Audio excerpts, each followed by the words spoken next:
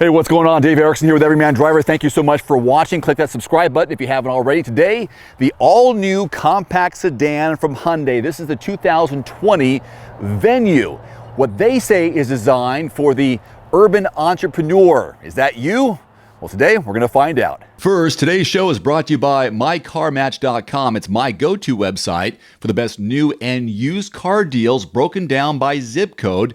You can find a link in the description below for a free quote today. Yeah. Let's kick things off by breaking down some of the basic stats. Then we'll get into the pros and cons of what I experienced this week.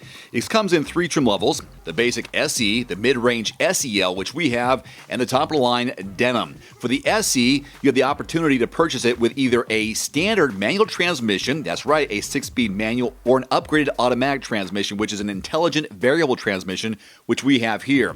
Unfortunately or fortunately, the top 2 trim levels only come in the automatic transmission. Horsepower tops out at 121 with 113 pound-feet of torque. Your curb weight between 25 and 2,700 pounds. Fuel economy right around 32 miles per gallon in mixed driving, and we achieved 32.5. This has 15 or 17-inch wheels available. What you won't find, though, is all-wheel drive, only available in front-wheel drive. This vehicle is a small crossover subcompact, and it's about 5 inches smaller than the Hyundai Kona, so yes, it is on the tiny side. Cargo volume in the back is 18.7 cubic feet. Fold down the back row, which is a 60-40 split. You're looking at 31.9 cubic feet of cargo volume. Price point between $17,000 and $22,000.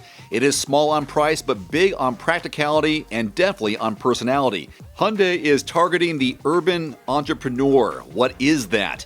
Something I've been contemplating all week long. From what I've gathered, it's for someone who wants to drive in the city but only has room for 4 adults maximum because the back row doesn't have a ton of space. In fact, if you do what I do and you have 2 kids, there is no room for a 3rd adult in the back seat. Clearly, this urban entrepreneur is a member of the younger side of the audience who wants to experience the, quote, excitement of SUV driving. And with a younger audience, these people also want to be connected in all situations. There's an 8-inch infotainment touchscreen display, which is compatible with Android Auto or Apple CarPlay, which is a must these days. This allows you to use Google Maps, Apple apps for navigation or finding a local restaurant. USB and MP3 input jacks connect streaming services to the vehicle's audio system. In addition, the SEL and Denim trims are wired to accept Sirius XM service. As far as standard driver assist features, yep, it's got plenty. For instance, forward collision avoidance assist is connected with pedestrian detection to lower your driver's risk of an accident. Lane keep assist warns a driver if you are creeping into the oncoming traffic or crossing the lines, which I found super helpful when I go around corners and curves. The SE and Denim trims offer warnings when the vehicle or other objects are detected in your blind spot. There's also a system that alerts you to oncoming traffic from cross streets. It's probably well known, but I'll say it anyway, it has a very comprehensive warranty, one of the most comprehensive on the market. In addition to the standard warranties for the entire vehicle and powertrain, anti-perforation coverage is supplied for 7 years and an unlimited number of miles. Also standard is roadside assistance to help with the most basic problems like a battery jump or flat tire repair. A few items of note that might turn you off and keep you shopping. There are clearly some trade-offs with this vehicle for 2020. It is small. If you're looking for an SUV and don't want to sacrifice storage space or engine power, there are other choices out there. This engine, not very powerful.